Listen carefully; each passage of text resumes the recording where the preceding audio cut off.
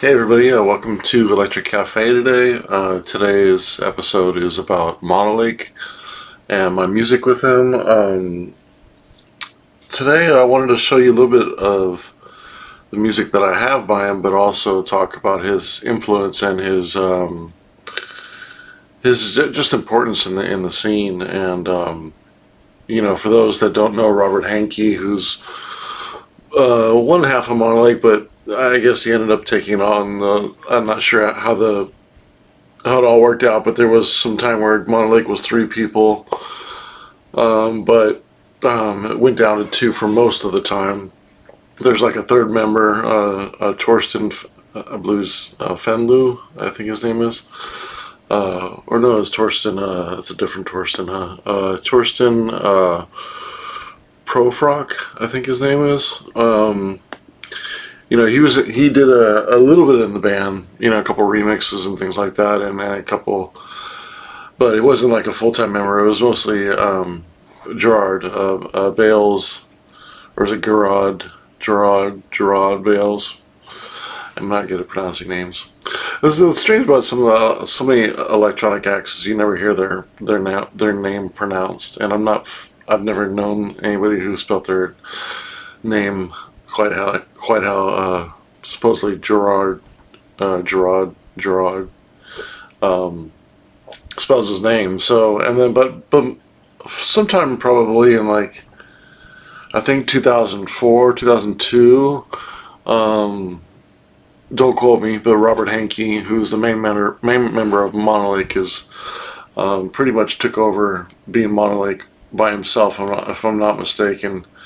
Or maybe that happened later. I just don't know the influence of Gerard, and maybe somebody could tell me, because it seems like it's mostly Robert Hankey, and he seems to get the most credit for it. And of course, he has the longest term in the band and things like that. So he's probably the most prolific as far as busy in the scene doing things. And for those that don't know, Monolake helped make the audio program, which I'm just blanking on. What's it? Ableton. And sorry, I'm a little tired today. I was DJing late last night, and I think I got home around like 4:30. But it was a good show. It was a good turnout. It was a good time. But yeah, I'm super tired today. But I wanted to get a couple videos in, at least make myself feel a little productive today, because I've been kind of sleepy and I was just watching the last day of the Olympics and just kind of relaxing on the couch. And so yeah, so Monolake, Robert Hankey, he's really like an audio technician in a way. I mean, he's really pushing the envelope when it comes to sound, when it comes to how audio is, or just music, live concerts, how they're presented. And I wish I knew a little bit more about it. Some of the concerts that he did where, he was very in tune and very specific and exact about the speaker placements and in regards to where you sit. And he kind of takes techno to a different level. It's not necessarily for the club or home listening, although they can work in that. He presents his music when he does play live. He presents it in sort of like a sit down, almost like an orchestra or a an opera or something like that would, with seating. And he's just very in tune with how to best present his audio and being so forward with it, and also how he creates his music, and whether he uses some older computer and reworks it and reprograms it, or he builds some kind of modular synth to make music, or some something that he uses for just live or something. It's kind of almost unknown. It's not like, I mean, I don't follow him as much on maybe in the early 2000s. I just really am into his music. I didn't necessarily follow him in regards to if he had anything online of what he did. It's always been very I wouldn't say on purpose. It's been you know not widely known or not even posted online or anything like that. But generally, unless hey, I'm playing a concert and it's going to have this, and you missed that announcement, you don't really know too much about it. It'd be nice if somebody could chronicle his journey so far, which started in middle '90s, if not a little bit before that. And it's just not too much is out there on his information. I mean, he doesn't really have much information when you look at his music, that's for sure. And he doesn't do that purposely to be cool or different or or ominous or just inconspicuous, whatever it is somebody might do that reason for, to build a cult following. He just presents the music and he puts some graphic on the front, and the only thing that is it's Monolake, and it's going to be good if you like his style. And he's always kind of been like that. But I wish there was something out there that kind of talks about his career and Mickey Ableton and who he's worked with and what things he's worked on. Like, I mean, he's invented things, and I don't necessarily know the breadth of that. And, maybe I should do a little bit of research online, but I'm more of a music, researcher, so I can't speak to what he's done, but I wish I could, but just an amazing overall, it's, just amazing overall sound professor in a way. He's just leading by example when it comes to the way he makes music, the way he presents music live, and just pushing the boundaries sonically and rhythmically as well. It's hard to categorize his music. A lot of people will put it into minimal. A lot of people will put it into dub. You could just say it was techno. Any three would really work. I think if there's any three, he's really moved out of minimal and out of dub techno in many respects. If you think about the history he's had after maybe even as early as 2000, and as dub techno has kind of evolved differently than he's evolved. He's evolved more, more into techno, just rhythmic machine music. It's all you can really say. But yeah, I wanted to kind of go over some of his music, that I have. Here's a really good early one. This is Magenta 1 and 2. So this was on Chain Reaction label, which was a really important kind of avant-garde techno German label that launched in like 1995 from the guys at Basic Channel. So Basic Channel, they put out their super important records and label. I'm sure I'll do a video on Basic Channel. Yeah, they put out their records in 92, 93, 94, and then kind of branched off to some different labels. And one of those labels that he made was one of the guys that made this was Chain Reaction. So this was a short-lived label, only around for like 4 or 5 years, but the impact it made on minimal techno is still being felt and still being discovered. And this label is not widely known. I mean, maybe it's a little bit more known in the last 10 or 15 years with the importance of techno resurgence and things like that. But generally, this is a unknown techno album. These aren't hardcore techno records. These aren't club techno records. They're not your usual techno ravers. That's techno that's like more towards DJing and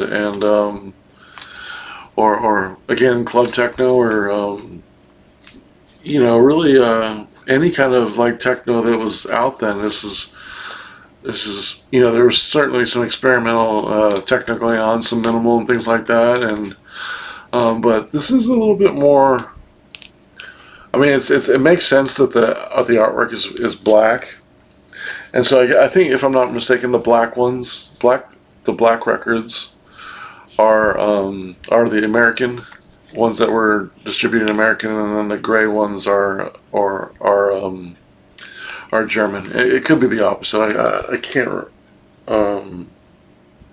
quite remember which one it is. This is the eighth record in Chain Reaction. I think they had about 35, if I'm not mistaken, but a very short-lived label, only from like 90, maybe 95, 96 to like mostly 99, 2000. And they had a couple in 2001, so not a long label, and you can tell by I can't really tell by the artwork, but it's because it's gray and black. It's very grainy, and it's hard to describe the music in a lot of ways because it's kind of it's almost like if architecture could speak. It's kind of very it's just it's really hard to predict it. It almost sounds like you know how like industrial music kind of sounds like it was made in kind of or maybe influenced or inspired by city landscapes, like industrial towns and things like that, and the machine. And I think that all goes back to how industrial music was made. It was kind of like the machine. It was the German. I'm sure there's some, kind of like Detroit was inspired by machines of making cars in the futuristic Detroit city at the time, with cars and manufacturing those sounds and things like that. They kind of put a Kraftwerk theme to it, what they call a kind of Detroit melody, and kind of put it over techno, and that was kind of Detroit techno. Where this is kind of like German industrial, kind of broken down a little bit, taken off a lot of the edge, and maybe mixed it with I wouldn't say ambient or field recordings or anything like that, but just it's a lot more sparse and maybe minimal, But that's kind of the idea here. Is it's very very sparse kind of landscape, kind of introspective, kind of minimal techno. I mean, it's just there really is a sound to the whole label, and that's why I'm trying to explain it, because it's important. I can't really go to this record or that and say anything is so much different than the other thing, than another one. But it's just all the records have a certain sound to them, and I wouldn't say they're on the warmer side. I wouldn't say necessarily that they're on the colder side, but I would say they're in the kind of a mechanical vein where it kind of sounds like it's like techno in like some kind of like abandoned industrial complex, And I don't want to say industrial. I think it's like industrial, but not industrial like industrial music, but industrial like it's kind of like in an industrial plant. Like it's kind of it's not in your face. It's kind of like in the background. It's kind of some of these records, and it could be the way they're pressed as well. They're not necessarily all that dynamic, and maybe that's because of pressing. And 90s vinyl in general is not that dynamic. And again, this is the evolution of Monolake.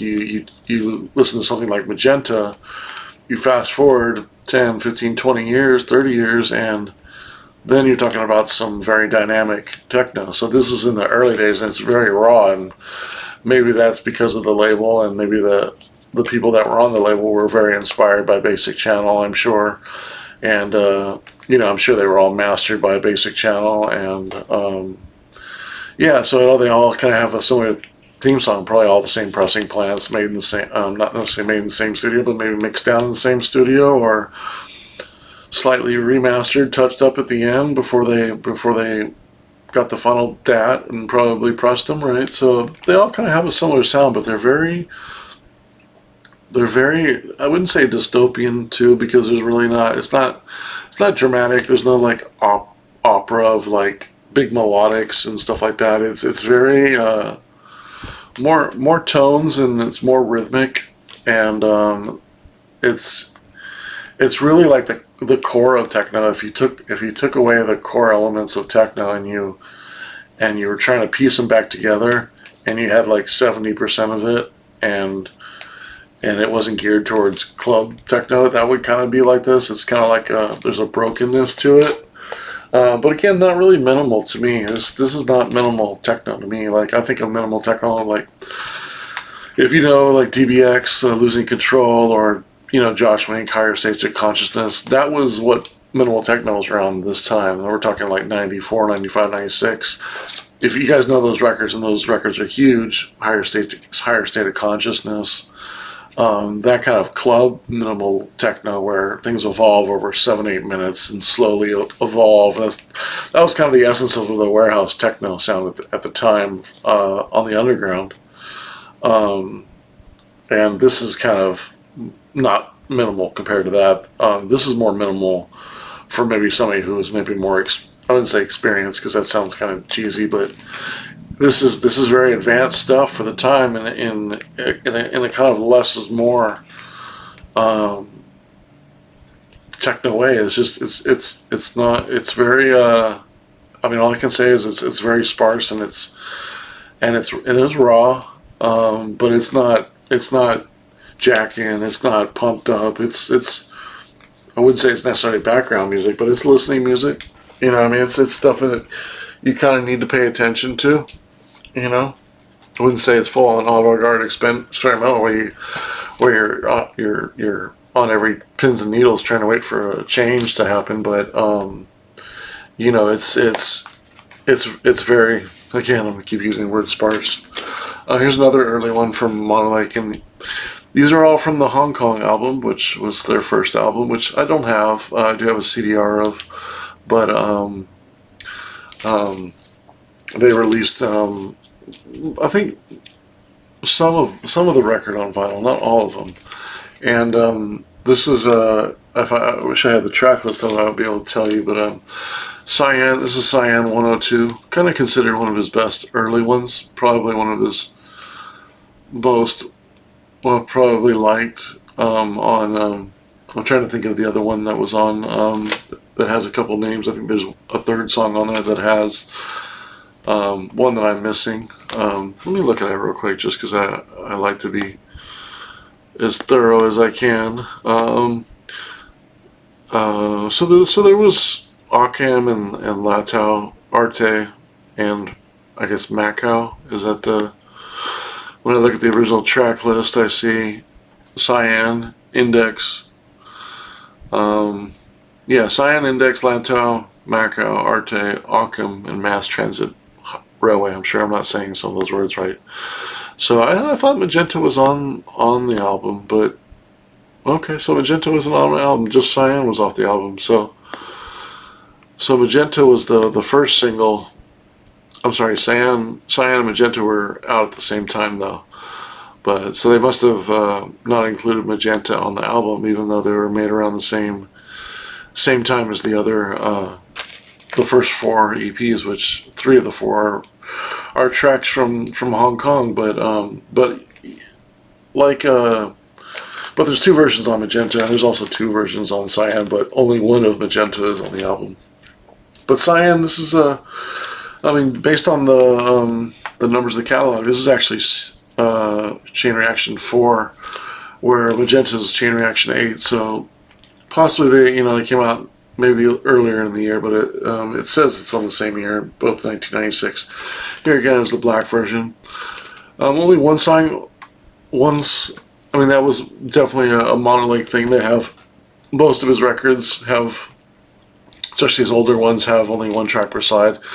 He was known for making 7 to 13-minute tracks, and some of the Chain Reaction ones are some of the longest ones he did. Very spatial. This one's a little bit more towards dub techno for sure. A lot more chord action on here. Maybe a little bit more, I wouldn't say a driving beat, but that's one of the things that's really, there used to be this guy on Discogs. His name was Fixia, and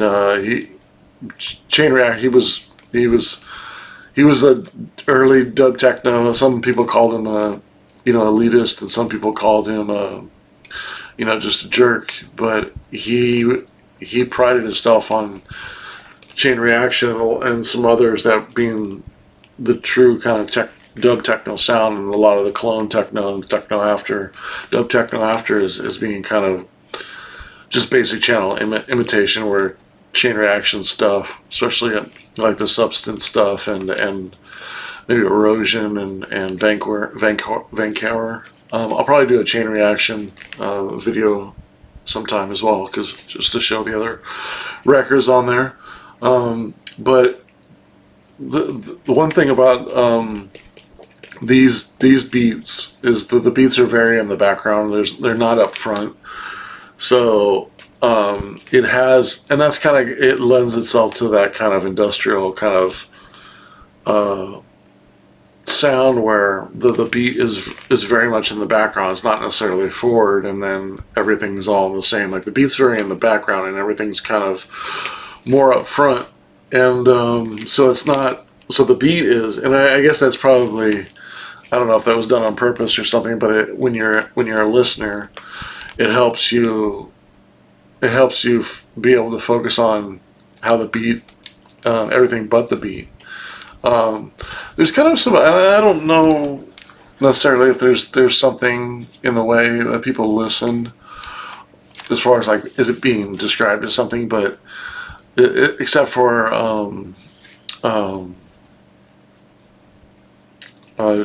not discreet listening, but like when you tune something out and you want to listen to something else. Some people describe it if their husband or their wife is yelling at them, and they can kind of put them out of their hearing and not pay attention, and sort of pay attention to what they're doing. I can't think of the word, but you're able to focus on certain things and listen to them and not hear the whole. You can hear the parts. If you zone in on different parts, then those parts really stick out, and you can hear those. A selective hearing is, and I don't know if there's like a selective listening, but if there was a selective listening, like when it comes to like techno, that's kind of what's important with minimal techno. And I think there is, not to be like elitist or something like that, but there is I feel like an experience level and selective listening that you do. It is kind of advanced listening, just like somebody would. I don't think it's that elitist to say like a certain avant-garde jazz or something like that. If somebody that, like me loving music, if somebody said, and as much as I know about music, I feel like if somebody was a jazz expert and told me this is kind of advanced jazz, jazz music, that takes some time to understand, then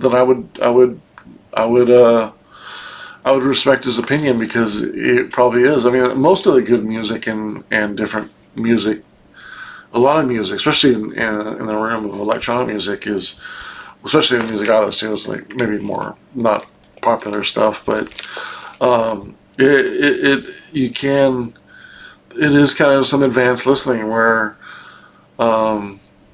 you discover things with multiple listens, and it craves for that. It's made for that. You go to the opposite edge of the spectrum, right? And you go to pop music, and I don't know why I keep holding a black record that just says Chain Reaction, but you go to the opposite side of the spectrum, and you listen to a pop song. That's right, it's all in your face, and you're catchy, and it's made to kind of hum along and sing along, and you forget it in 3 minutes, but it's actually kind of catchy. So you play it again, but you're not really getting anything additional from it. Like that's pop music, and this is to the extreme on electronic music 30 years ago. This stuff was making in the realm of techno. I don't have Hong Kong. This is probably, these aren't in any order or any specific order, although mostly they tend to be some of the older stuff first, and then I sort of quickly put it in years, but not specifically, because there's a lot of stuff that was made in the same year, and it could be a little bit off. But here's Gravity. Most people consider this his best early album, full album, Gravity. Um, Kind of taking that industrial sound like this, Gravity. You can see the coldness of the CD, blue. This has kind of like an icy techno sound, and you can kind of, I mean, obviously from the tracks titles. I mean, you got a track called Ice. One's called Frost. One's called Static. Zero Gravity. Fragile. Nucleus. Aviation. And Mobile. So you got Ice and Frost. Are two of the tracks, and and then quite a few of the other ones: Static and Zero Gravity. Nucleus. Aviation might be a little flighty, but this is done in 2000, so you just tell from the track titles that they go for the song, and they're very in tune with how they sound, and I'm sure he made the music and then was like, okay, this sounds like Ice, or what have you. A lot of those tracks are one title, one word. But yeah, I mean the deck, and this has kind of started the theme, because there is kind of a each album kind of has a little bit of a and that's very a dub techno thing, is to be inspired by atmosphere and be inspired by certain things that dub techno sounds like, and this was kind of the pinnacle of that for Monolake, and he kind of evolved his sound where it goes a little bit. It's still going with the kind of the artwork, but not so much in the dub techno. This is kind of where after here he kind of changes, and it goes a little bit more towards techno. But a great album. I mean, this is fantastic. I really like I really like Static, Ice, and Frost again. Fragile is like a 12-minute track. That one's obviously really a popular one on here. Thanks to it being on a single, which I do have the single here. This is Fragile and Static, and he was good about releasing the records on vinyl. Just again putting one song per record. I also have the blue version. This is the more, I guess you'd say, rare version.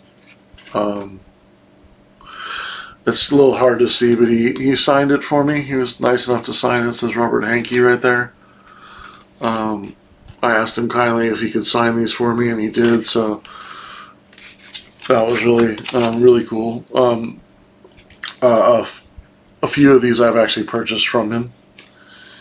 I originally had this one, and then I wanted a copy. He said he had the blue one. I asked him if he could sign it, and he signed it and sent it to me. So I love this one, so it's always nice to have a second copy. Another early one. Here's Ping and Frost. I don't believe Ping isn't on the album, but Frost is. And this one's called Ionized. And that's on the first side. Ionized. Just making sure Ionized wasn't on the album. But yeah, this one's getting a real strong one. So this one's 2001. Awesome record. Awesome. I mean, he's in his zone in 99, 2002, maybe in 2003. He was in his zone. I mean, he's got so much stuff that time. Here's another one that he signed for me. This is the Tangent 2. A little hard to see on there, but Robert Hankey, number 20. Copy number 27 out of 100. This is I believe this is the promo. I think it's Tangent 1 on the first side, right? Or no? Tangent 1 and Perpe Diem.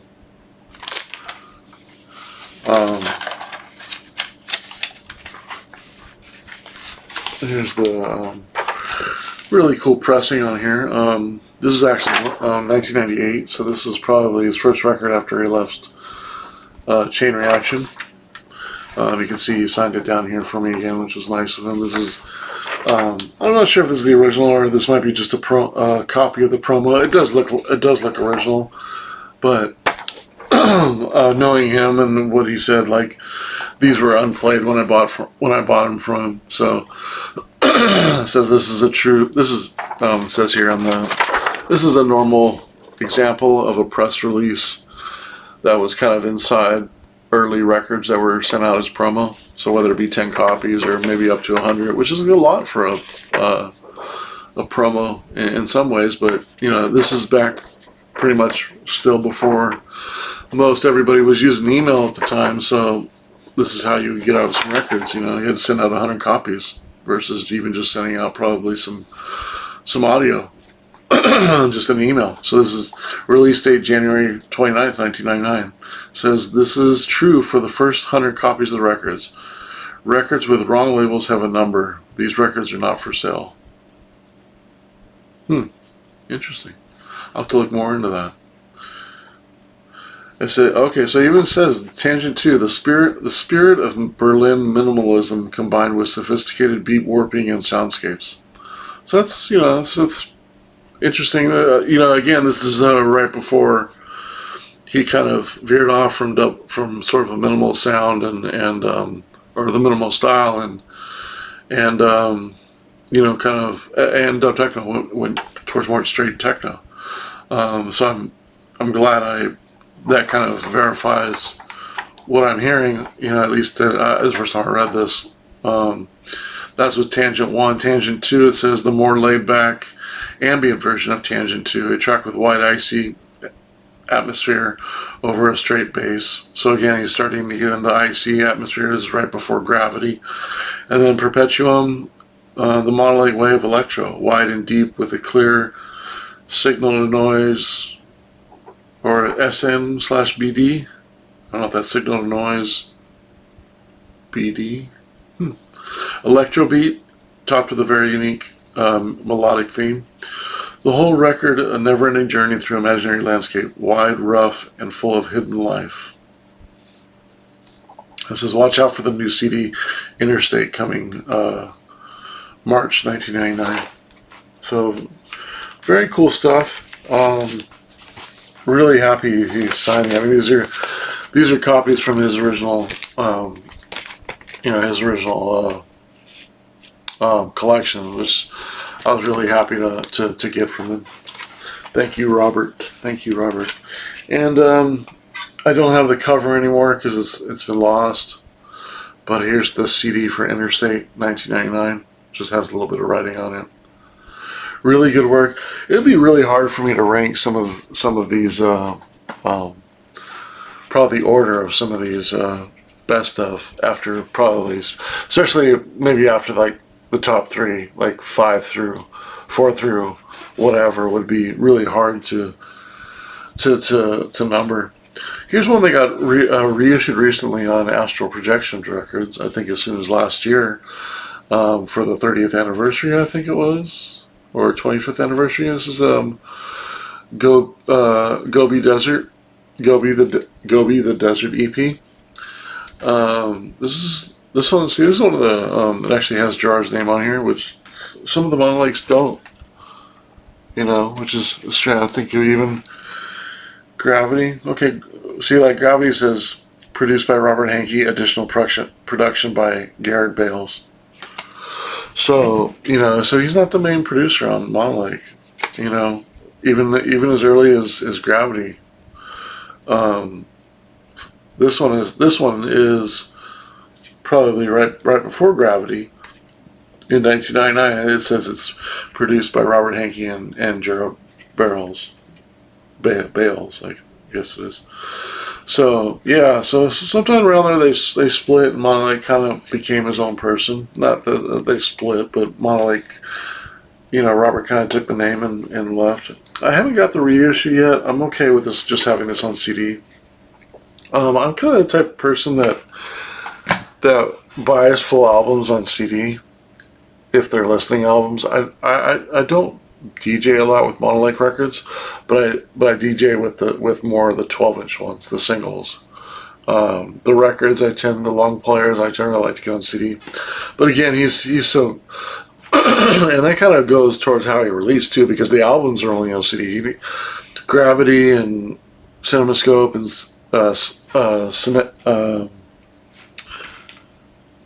Momentum, they're not on they're not released as double records or vinyl. It's the CD, and then it's the singles. So a lot of times, if there was 8 songs on them, he would release like 6 of them on 3 EPs. So that's kind of how it was. Here's another earlier one. This one has the Torsten's involvement into it. This one's Polaroid, and then he did the remix on the other side. This one's a smooth track right here. This is a really good track right here. Cool artwork, very minimal. Hard to see the writing on the top there, but Polaroid, very cool. Very cool. Another earlier one, 2001 here, Bicom. On the other side is remotable and cut. This is actually the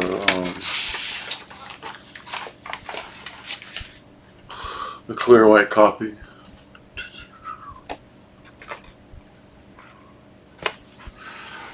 People have said, it's funny how a lot of DJs don't like white vinyl because you can't see where the track ends. A lot of times on white vinyl, when you're playing white vinyl, you actually see the line of the other side, and it can be a little bit, even you can see a little bit there. On the middle area, you see a line right here, right? Maybe over here somewhere.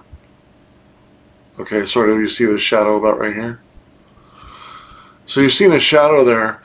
It's even closer if you look. There you can see it. That's actually from the other side. There's only one track on here. So that's from the other side. And that's why a lot of people don't like playing clear vinyl as a DJ, because it's a little distracting. This one obviously is one song because it has one song on here, but if you put on this side with 2 tracks, it's kind of, I have to look really close. There's no way I'm seeing this in the dark, let alone barely even be able to see it under a light. Trying to see where the song ends. So that's why a lot of DJs don't like to play with clear vinyl. I'm kind of indifferent on it as far as like a collector. I think it looks good, but the problem with some like white vinyl especially is you can't necessarily see the nicks and scratches and things like that as well. So most of the time the white ones look really pristine, even if they're kind of a little bit beat up. So that's what's not great about white, but I like how it looks. I'll say that much. Kind of jumping around a little bit. Here's one of his later ones. It sounds like he did this one in 1993 and then released it in 2003. I think he reissued it another time. This is Piercing Music. So I think this is the earliest, and it says the original release was made possible by Maurice von Oswald in 1994, and that's his tie with Chain Reaction, right? So there's not much beats in here, if at all, if I remember correctly. This is really his first kind of ambient offering. He did a couple under Monolake. It says produced by Monolake. It's by Robert Hankey.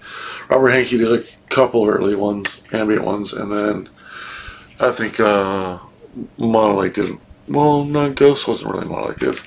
They're both under Robert Hankey. So moving on. Another one I don't have the cover to, and it's probably my favorite. It's just I played it so many times. I probably, looks like I got a little mark here on the front here, like some dirty fingerprints or something. But surprisingly, it's still in really good shape for how much I played this CD. But yeah, this is CinemaScope. Probably I think it's his best one. If you know, Ping on here is great. Um, if you're interested, just because I'm doing YouTube and I have a friend that does reaction videos. If you do Monolake, if you do a Google search on Monolake review, you'll see um, you'll see a gentleman who does a black guy who does. I don't know if is are people still say is African American? Is that still the right term, or just people just call people black now? Is because some people think African American is offensive because they're not born in Africa. I don't know how. I'm so tired of like what's.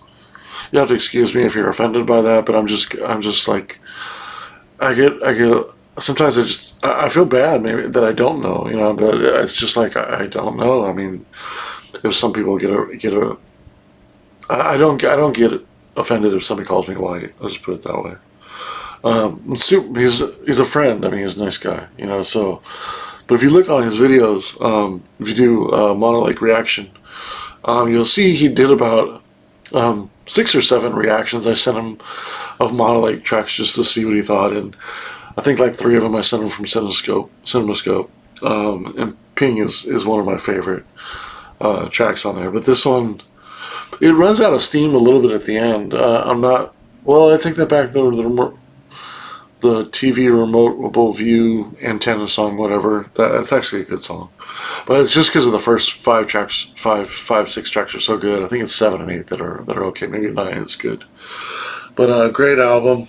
Um, we're into 2003 here, 2002. This is Momentum.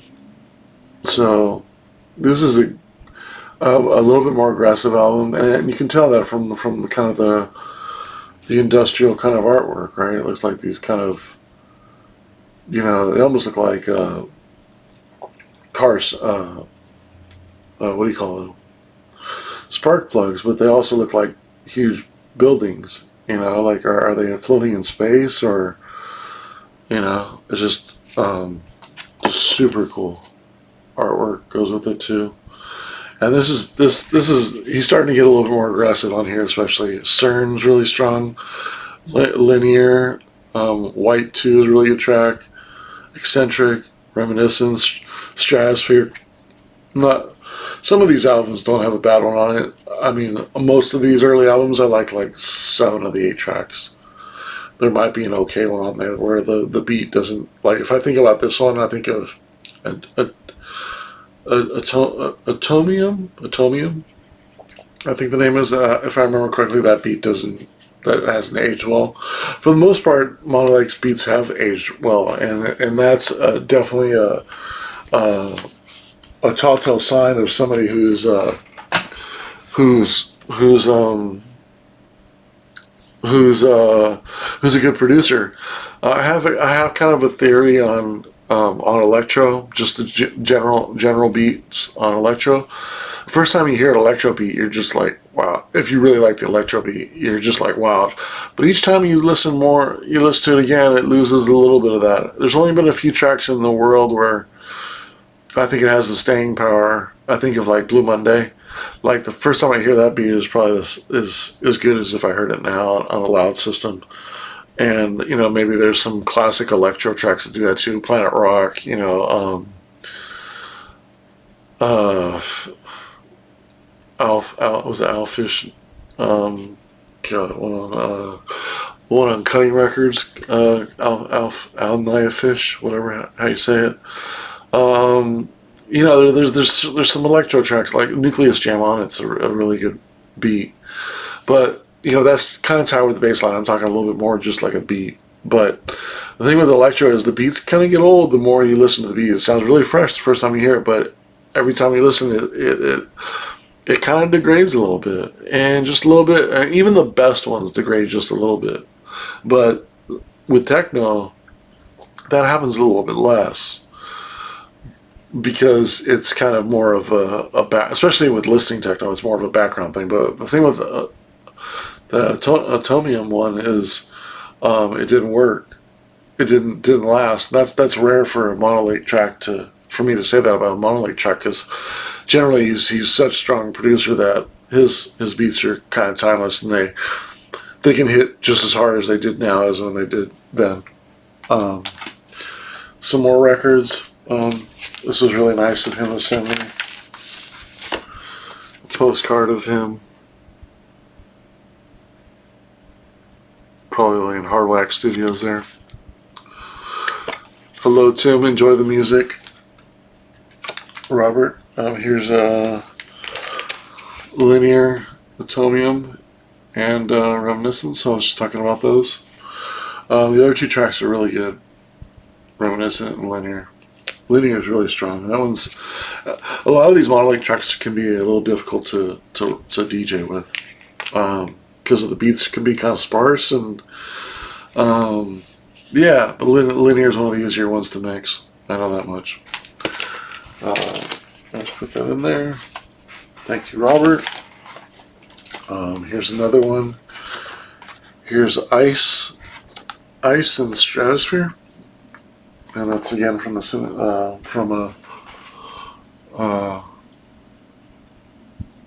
Stratosphere is off the one I was just talking about, and Ice is a new one. So just super strong stuff here. Man, he's just killing it on these records, man. Killing it. Here's CERN in white. So here he's finally kind of getting away. I mean, we'll do that one too. He's finally putting some artwork on the front of these. A lot of those ones didn't have artwork on the front. Here's the clear version, which he autographed for me also. CERN's dope. CERN is probably one of the best tracks from Polygon Cities, right? Is CERN on that, or is CERN? I'm sorry, from CERN's on the Eccentric Momentum again. And is White on the other side? Yeah, White 2 is on the other side, so both these are from that album. Very basic, but very cool. But that's Monolake. I mean, he lets the music do the talking. You know, he's barely starting to get in some graphic work. You know, with Invisible Force, for example. Guess I'll start here, actually. Here's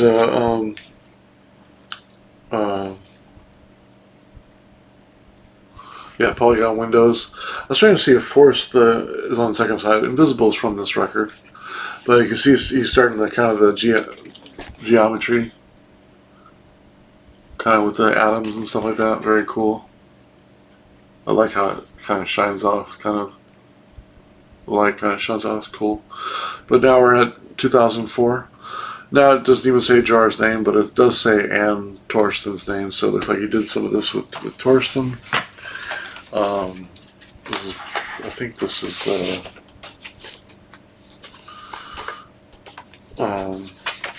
Now the difference with the white one is now white or solid white, not clear.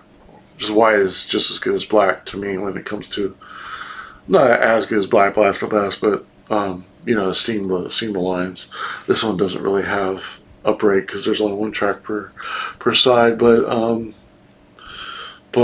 this is kind of marbled. There's a little bit of color break on parts. It's kind of hard to see, but there's a little bit of sort of color in there, or probably just black, like at the top here. Right there. It's probably the biggest black. But yeah, great track. I really think the artwork how it matches. It's beautiful. Just blue, yellow, blue, yellow. Just so simple and clean. I mean, that's techno artwork for you. Simple and clean. Something that looks futuristic.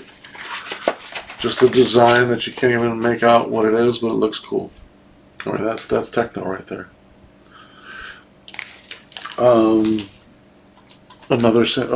Put this up here just because I'm doing the video. And he started to get a little bit, you know, keeping the theme of the kind of artwork, right? Yellow and blue, kind of the atoms and stuff like that. This is Axis and Carbon, which are, I believe, both from here. Yeah, Axis and Carbon are both from Polygon Cities. This is also the clear white one. Robert signed the other side there. Kind of hard to see. Very cool tracks. I mean, he's really in the groove right here. Still, I mean, and I say still because he's gonna kind of lose his groove here for a little bit. I have to say, I have to be honest. Here's 2006. This is Alaska Melting. This was from a single. He had a couple singles in 2006, 2007. This is one of them. Alaska Melting. Let's see if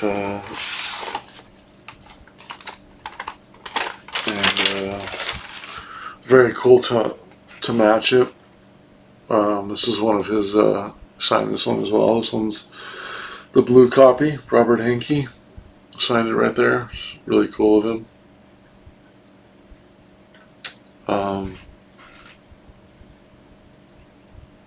Yeah, very cool. So nice of him to do this for me.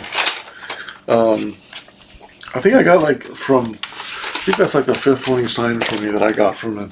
All these others that I've had for quite a while.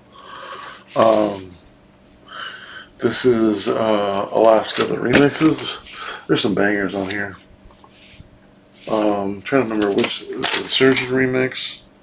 I think it's the Substance remix. There's 2 Substance remixes and a Surgeon remix. I always forget which one it is, but I know right when I hear it, which one to play. I think it's the Substance remix, but just a banger. It's always goes good live over. Very mechanical sounding. Great heavy beat. You could almost play this at an industrial club and get away with it, and actually more than get away with it. It'll sound dope. EBM even. Really cool stuff.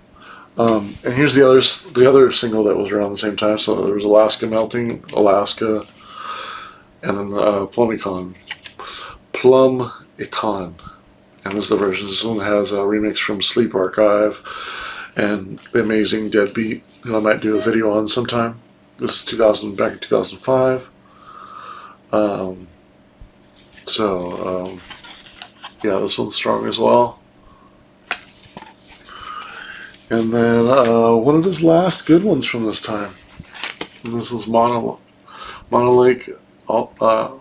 Titan, and Atlas. Double single. Very cool. Very cool. I don't think I got this one from Robert. No, I have this one. This one's really strong. This one's his last ones of he kind of went a little astray after this one. So he kind of had a break from I think this came out in 2011. This is Ghosts. That's my homework for tonight. I'm going to take this. I'm going to listen. I've been listening to this since it came out. I probably only played this maybe twice. Because it's just I was super disappointed. I got even my brother into Monolake back in 2002, 2001, 2003. Even my brother really liked Monolake stuff. It was great, but I was so looking forward to this one. I think this one was 2000.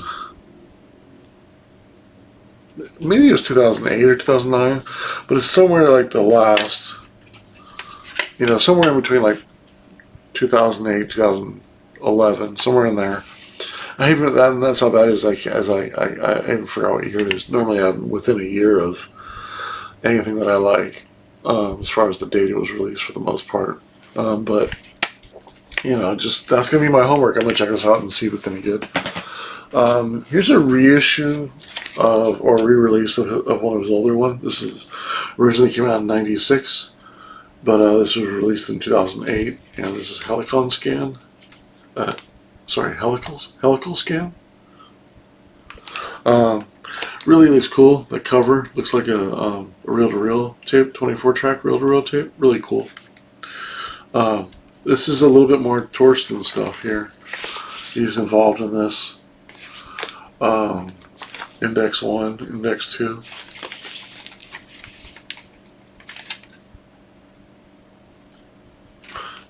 Really good stuff, man. Really good stuff.